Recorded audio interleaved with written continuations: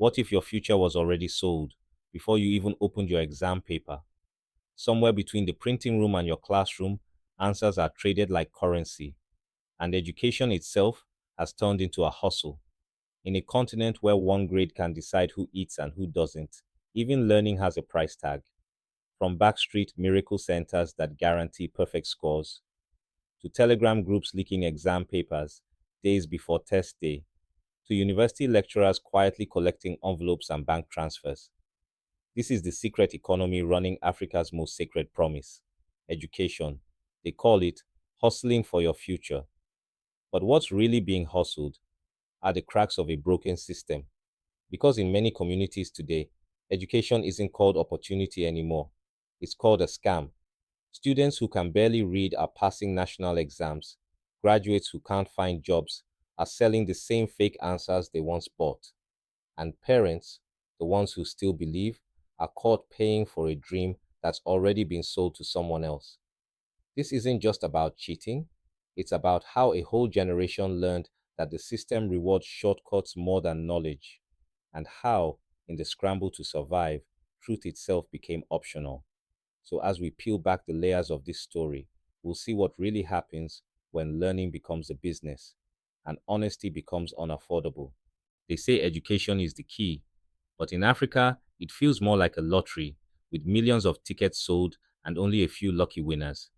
Every year, nearly 2 million Nigerian students sit for the West African Senior School Certificate Examination.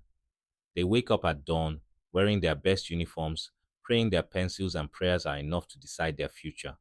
Because here, one exam doesn't just measure knowledge, it decides destiny.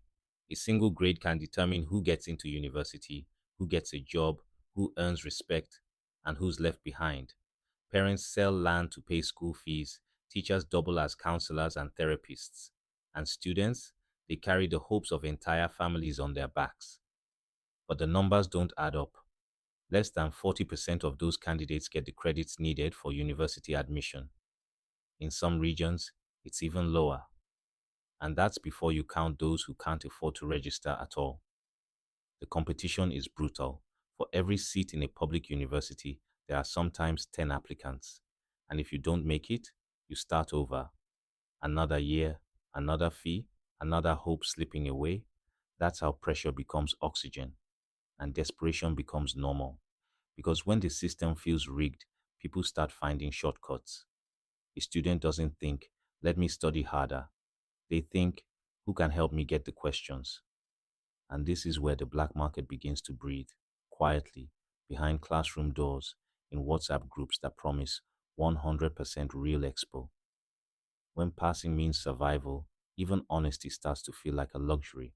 So the education lottery keeps spinning, and millions of young Africans keep betting everything they have on a system that's already stacked against them. If you think the leak was a one time mistake, think again. It's an entire industry, hidden in plain sight. In Nigeria, Ghana, Kenya, and even South Africa, there's a parallel education system that doesn't exist on paper, but runs more efficiently than the official one. It has its own suppliers, agents, customers, and distributors. The only thing it doesn't have is ethics. It starts months before the exams. Somewhere in a dingy office, someone inside the system, a printer, a typist, a low level WAE clerk, takes a photo of the question paper with a hidden phone. That photo becomes gold. Within hours, it's shared on private Telegram groups with names like Expo Pro 2025 or Exam VIP Leaks. Access isn't free first, you're added to a public channel, thousands of anxious students waiting for confirmation. Then a message drops VIP access, 10,000 naira per subject, 50,000 naira for full package, payment by 3 a.m. Parents, desperate and afraid their child will fail, pay.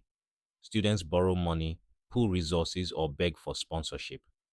And just before the exam, the answers arrive, neatly typed, color coded, with instructions on what to memorize. Some even offer voice notes, a calm male voice reading out the essay likely to appear. In that moment, the difference between preparation and corruption disappears. Then come the miracle centers. These are special schools that guarantee 100% pass rate. They register students officially, but during the exam, rules are flexible. Supervisors are paid to look away. Some teachers write answers on chalkboards. Others move from desk to desk whispering corrections. For parents who can afford it, miracle centers are insurance. For students, it's survival. For syndicates, it's profit. But the results don't lie. They pretend to a student who can barely read passes English with an A. Another who never attended science class scores a distinction in physics. It looks like success on paper until you meet the graduates who can't fill a simple job application or read their own CVs. And that's the quiet tragedy of it all. The system produces certificates instead of competence. Cheating becomes culture, and knowledge becomes optional because results, not learning, are what society rewards.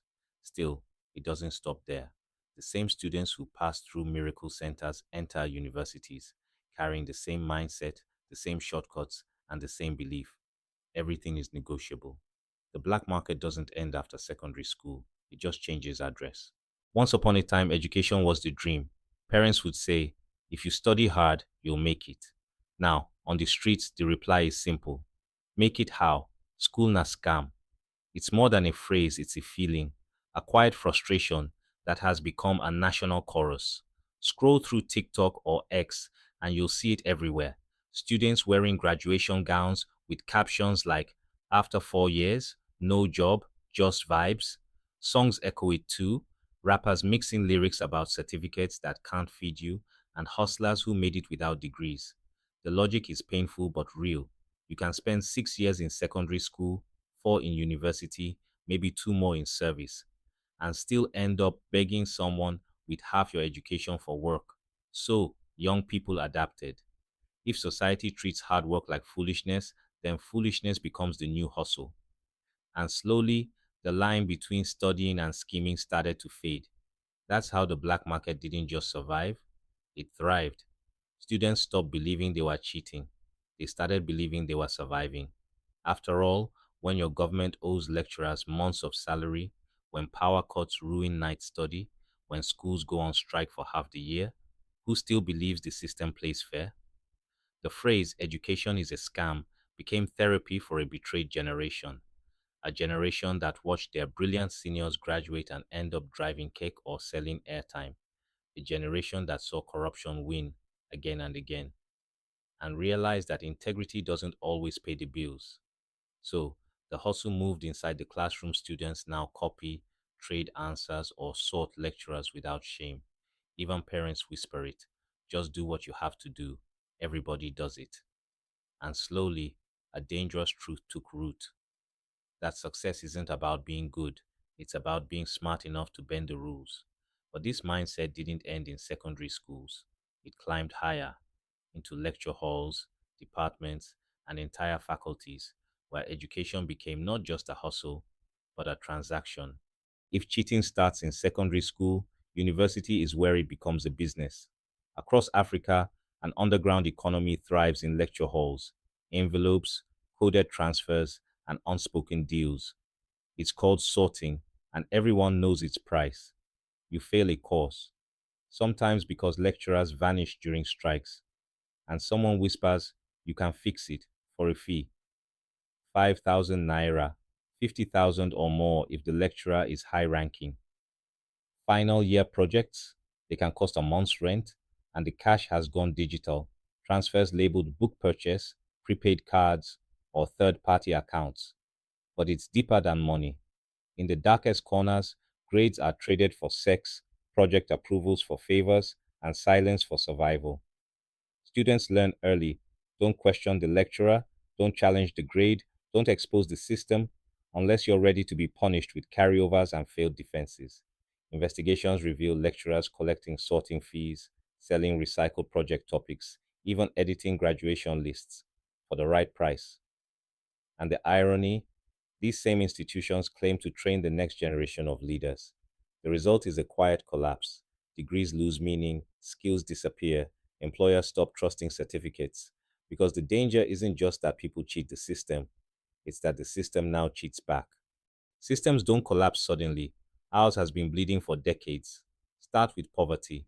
Most African families live below the poverty line, and school fees feel like a gamble. So when they hear a small token can guarantee success, hope often wins over morality. Teachers are no better off. Underpaid, overworked, and ignored, many lecturers go on strike just to earn a living wage. In that silence, corruption moves in, leaks, sorting, and special coaching disguised as exam prep.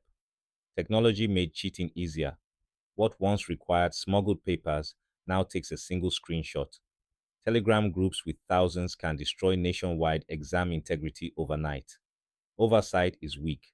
Some exam boards still rely on outdated printers, unsecured deliveries, and unpaid staff. In rural areas, questions travel in unsealed envelopes. Temptation built into the system. But the biggest collapse is faith. When graduates remain jobless, politicians flaunt fake certificates, and honesty becomes a disadvantage.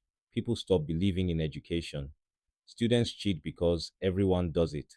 Teachers sell papers because the system owes them. Parents pay miracle centers because results matter more than truth. It becomes a cycle disguised as ambition, a loop that replaces integrity with survival. Real reform isn't only about securing exam papers, it's about restoring trust and reminding people that education should lift them, not deceive them. Because when learning becomes a transaction, the nation stops growing, even if the pass rate rises. For every dark corner of the education black market, a cleaner alternative is rising online, a new hustle built on learning, not cheating. Across Africa, young developers and teachers are creating platforms that help students win the right way. Apps like ULesson, Gradely, Eneza, and MShul turn phones into classrooms using videos, quizzes, and AI tutors to make studying feel as addictive as social media. They understand something the old system forgot. Students aren't lazy. They just want learning to be engaging and rewarding. ULesson has millions of downloads in Nigeria. Eneza delivers SMS tutoring to rural communities without internet.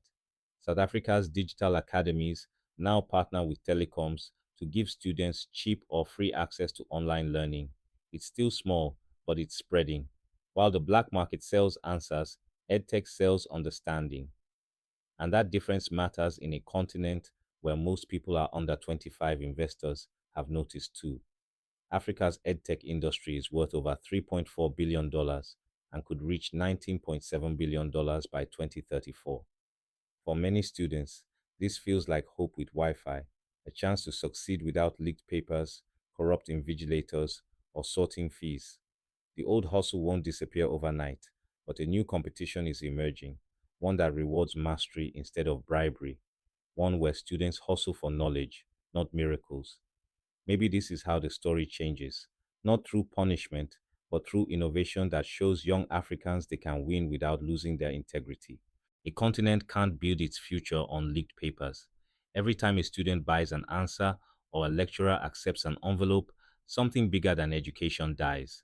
Trust in effort, trust in fairness, trust that knowledge still matters. When trust disappears, no degree can replace it. We like saying education is the key to the future, but what happens when the key is fake? When millions graduate holding certificates that break the moment life tests them? This black market didn't appear from nowhere. It grew from underpaid teachers, neglected schools, desperate parents, and a generation forced to hustle just to survive. But there's still time to rebuild faith, to prove that honesty still has value and studying isn't foolishness. It won't be easy. Corruption is clever and shortcuts are tempting, but hope is powerful too. So are the young Africans using nothing but Wi Fi and determination to build something better. Maybe the real question isn't, can we fix education? It's, do we still believe in it? If we stop believing, the black market wins.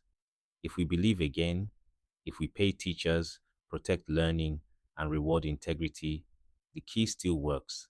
Africa's future doesn't belong to those selling fake answers. It belongs to those still asking real questions. Because the moment we start valuing truth again, we stop hustling for the future and start building it.